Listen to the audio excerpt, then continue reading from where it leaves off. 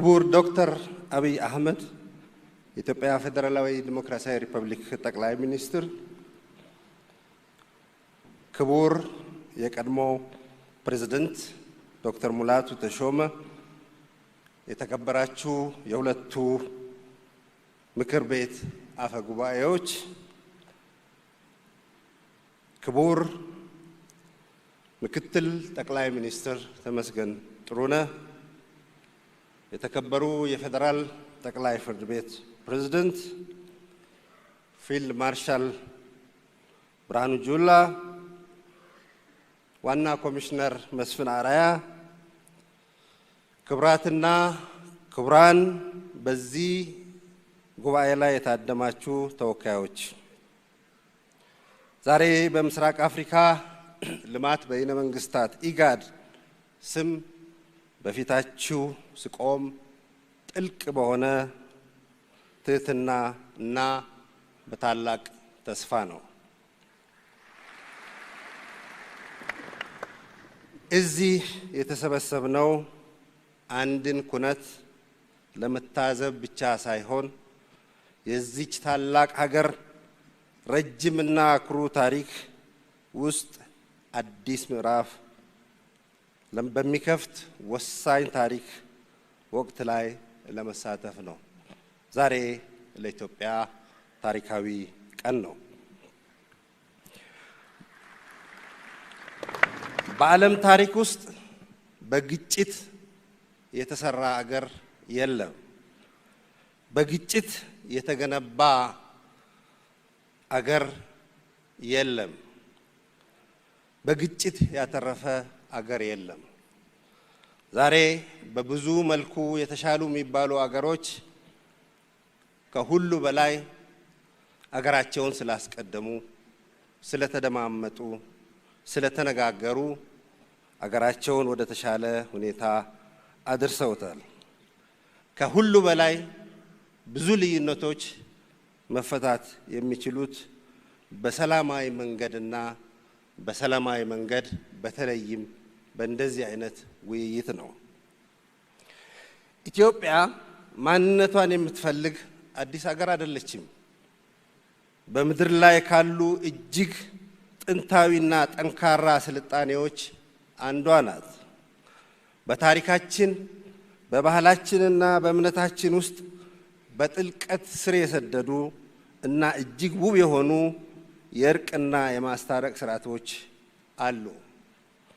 ሽማግሌዎቻችን ጥበብን ጨምሮ እስከ ጥንታዊ የአገር ባህል ሕጎቻችን ድረስ ኢትዮጵያ የራሷን ቁስል የምታክምበት ቁልፍ በእጇ ላይ ያለ አገር ናት። መልስ ፍለጋ ለችግሮቻችን ወደ ውጪ የምናማትርበት ጉዳይ ብዙ የለም። በሁሉም በላይ መመልከት ያለባችሁ ወደ ውስጣችሁ ነው።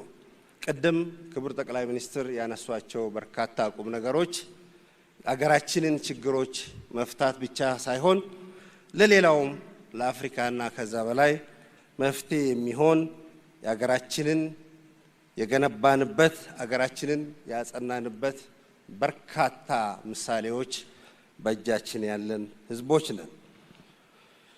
የዛሬው ቀን በፖለቲካ ባህላችን ውስጥ መሰረታዊ የለውጥ ነጥብ መሆን አለበት።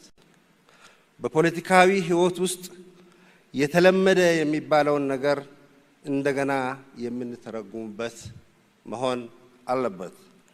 ልዩነት መኖራቸው ሙሉ በሙሉ ተፈጥሯዊ ነው። በማንኛውም የተለያየ ማንነት ባለው ማህበረሰብ ውስጥ በአስተዳደር፣ በሀብት ክፍፍልና ውክልና ዙሪያ የተለያዩ አመለካከቶች መኖራቸው የተለመደ ነው። ነገር ግን መሰረታዊ ስህተት የሚሆነው እና ዛሬ በዚህ አዳራሽ ውስጥ ተመካክረን ውድቅ ልናደርግ የሚገባን ልዩነቶቻችንን በኃይል ለመፍታት የሚደረጉ ጥረቶችን ነው።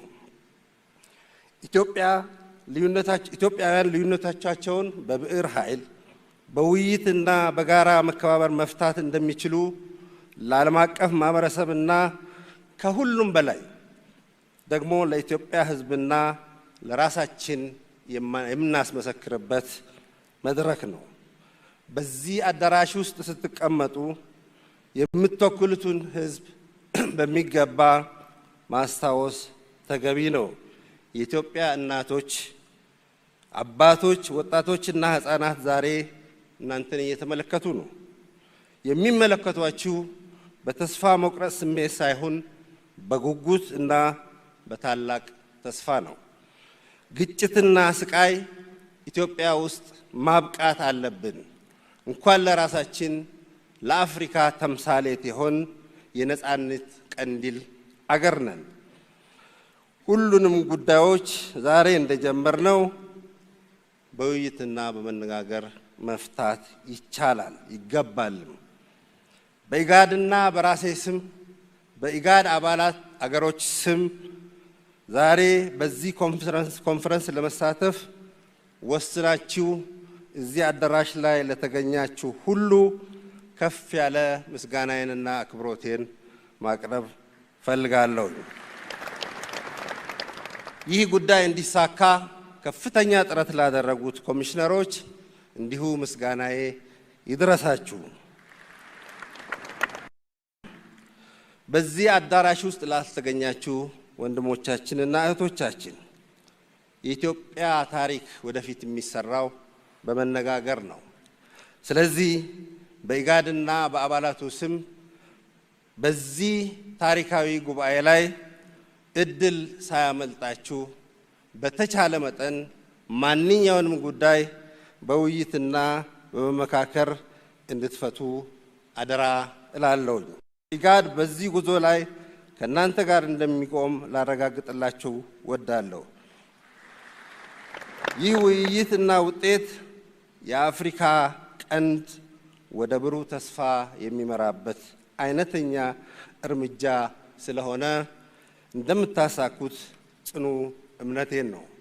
በውይይታችሁ ላይ ታላቅ ድፍረት፣ ክፍት አእምሮና ፍጹም ስኬት እመኝላችኋለሁ። በጣም አመሰግናለሁ።